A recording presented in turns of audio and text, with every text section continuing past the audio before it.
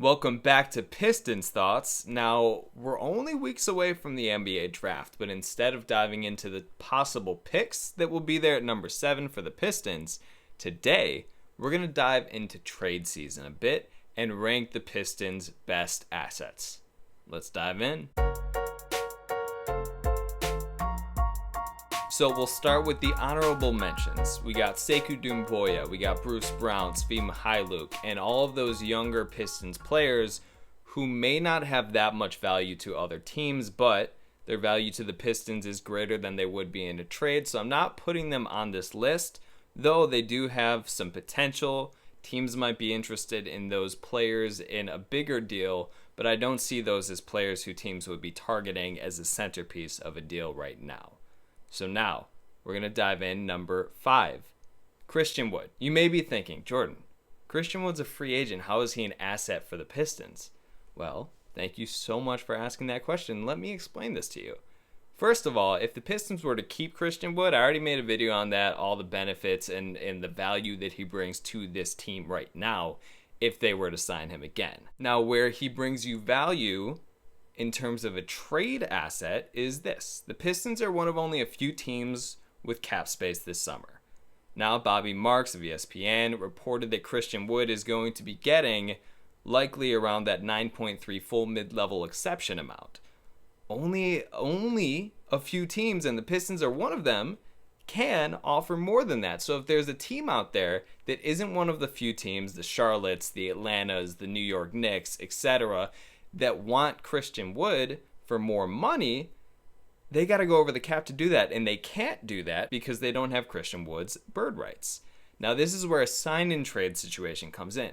Christian Wood is ranked one of the best free agents in this weak free agent class. So there may be a team out there that wants Christian Wood, may want to go up to $12, $13, $14 million to get him, but they can't because they don't have the room. So this is where a team like the Pistons, the incumbent team, comes along, says, look, if you want Christian Wood wants to go there. We can't outbid you any higher. You got to give us something so that you can afford to sign him. So maybe a team wants him enough to give up something of remote value to send some salary back to the Pistons, even though it'll be only a few $1,000,000 in salary to make this work under their cap space. Maybe they give him something of remote value, Pistons get something back, and don't lose Christian Wood for nothing if this is the route that ends up happening. So that's where Christian Wood has some value to you, even if he doesn't end up on your team next year. But this is where, as an asset, Christian Wood could be valuable if he doesn't return to the Pistons, where he would be more valuable. Number 4, Derrick Rose. Now, Derrick Rose was one of 2 of the most exciting things to happen to the Pistons last season. Some people may say, look, this is D Rose getting back to his form, but he was doing the same thing in Minnesota 2 seasons ago. So this past season wasn't new. Derrick Rose, he's still got it. He's hitting game winners in New Orleans. He's exciting everybody with a couple dunks in the year, but mainly his flashy layups, his pull-up mid-range floaters, all that jazz. D Rose is still D Rose with a little less explosiveness. That's all it is. But he would be an incredible player for any contending team or any team looking to bolster their bench and needing a push to get into the playoffs. Derrick Rose can help a lot of teams out there. Now, maybe the market for him is a mid to late teens pick in this draft. Maybe the market is a young player like a Kyle Kuzma who has, some ceiling there. But, moral of the story, Derrick Rose is coveted around the league. That's where his value is on the market. If the Pistons keep him, which I don't think is a bad idea, he is the best player to mentor your, in theory, rookie young point guard, wink wink, Killian Hayes. But Derrick Rose is that guy. People look up to him. People respect the hell out of him. And learning under him as a young point guard in this league would be valuable for any of the point guards. So maybe it's going to be a Pistons future point guard. That's the value in keeping him. And he's going to be exciting for you. I mean, no player other than essentially Christian Wood and a healthy Blake Griffin has energized the Pistons fan base like Derrick Rose has this past season. So his value is great if you keep him. His value is great if you end up finding a deal out there that works for you. Number 3, the Pistons' current number 7 draft pick. And this year with so much uncertainty, it's kind of crazy, but the 7th pick actually thinking about it, might be more valuable than the 1, 2, or the 3 that Minnesota and Golden State are trying to move back from. Because here's the thing. This is supposed to be a weak draft at the top. Everybody knows that. Everybody's been talking about it for the last year. But the thing is, in that maybe 6 to 14 range, there are a lot of possible gems at a low risk. I mean, you pick a guy like a Tyrese Halliburton at number 2, and it doesn't work out to be a number 2 pick. It's sort of a bust. But you get Halliburton, who I think is a really good player. Just for example, I'm a big Killian Hayes fan. We'll get that out there. We'll have another video on that coming up soon. But having the 7th pick, there's really not a ton of pressure to get your star like there is at the top of the draft. So I think that there's value in the Pistons holding this 7th pick. If they choose to keep it, I think they're going to get a really good player, but there could be some value out there, whether it's trading back and getting multiple picks and some other assets as well, or whether it's packaging it with something and moving up. I think there's a lot of value in this 7th pick, whether you take it or leave it. Number 2, and this is the top of the players on this asset list. We got Luke Kennard, who I've been a big fan of since day one. Really, the main knock at this point is his injuries, and the only other argument that people could bring up is he's not Donovan Mitchell. You're right, he's not Donovan Mitchell, but if that's your best argument, I don't think you have a very good argument. Luke upped his scoring to almost 16 points a game. Granted, it was in limited games because of the bilateral knee tendonitis. Like I said, that's the main concern, his injuries, because Luke has become a really good playmaker. He is a fantastic shooter, and when he has the confidence, which he did last season, he can be an 18 to 20 point per game scorer as soon as this next season. Now, there were rumors that the Suns may be interested in Luke Kennard the past trade deadline for a pick in the first round, which now they have the 10th pick. I guess the deal didn't happen because of protections, yada, yada, yada. So there has to be a market for Luke Kennard. He's the Pistons' best young player. And like I said, he can be an 18 to 20 point per game scorer right now on a good team. I believe that wholeheartedly. He's gotten better on the defensive end. Granted, he still has a lot of work to do there, but he's not a liability on that end anymore. So for the Pistons, it really comes down to a choice.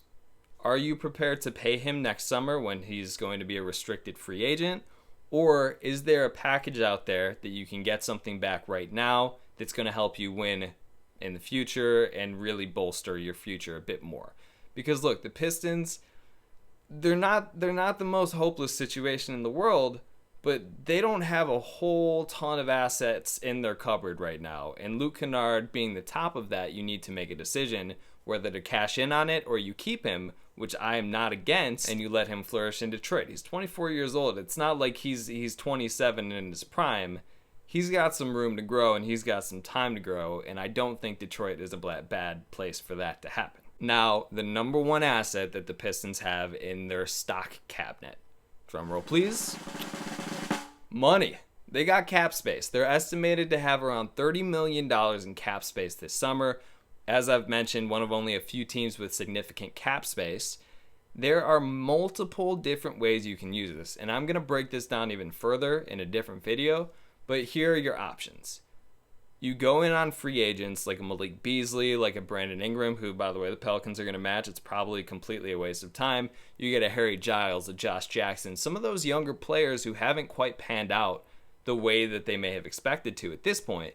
But someone who's a low-risk, middle-sized reward, those are the players you go after in free agency, along with keeping Christian Wood, of course. But also, you can go after veterans like a DeMarcus Cousins, even keep Langston Galloway. Veterans on good team-friendly deals who need a place to showcase their game, like DeMarcus coming back from injury, Langston. I believe there probably was some value for him at the trade deadline last year. I digress. We don't got to get into it. But I think you can go after one-year contracts with veterans. So, worst case, it doesn't pan out the way you'd love it to. You're not paying him next season, so it doesn't matter. Or it does, and they become an asset for you at the trade deadline. Now, my favorite way to use this cap space is indeed to absorb bad money and take back some good assets in exchange for doing so. This summer is going to be crazy. They haven't announced the cap number yet. We'll see when the season's actually starting. But financials are at the forefront for the first time in a minute, right? Teams are going to be wanting to get not even close to the luxury tax like they have been recently. All those teams who have been okay going into the luxury tax to contend, like the Bucks and etc., they're not going to want to do it this year with COVID and all the financial uncertainty. So the Pistons can take advantage of these situations, these teams either looking to create cap space or simply avoid the tax. The Pistons have the space to absorb bad contracts, and in exchange for doing so, these teams will have to offer up an asset, whether it be a pick this year or a pick next year. There are a lot of different options that teams can do to get rid of money, and the Pistons are one of the few teams in a position to capitalize on this. So here's the thing. Like I said, the Pistons don't have the greatest asset cupboard in the world, but they're not bare. They have a good coaching staff who's good for developing young players. I think your best bet is to acquire all of the young talent you can, whether that be through picks, whether that be through trades. Do what you can. Troy Weaver and company are in a good spot. They have flexibility in terms of the roster and the cap space. It's not hopeless. These asset rankings might make you be like, we don't have as much as I thought we had. Or you'll be like, wow, Jordan, thank you so much for bringing to my attention that we have 5 really good assets. You're welcome.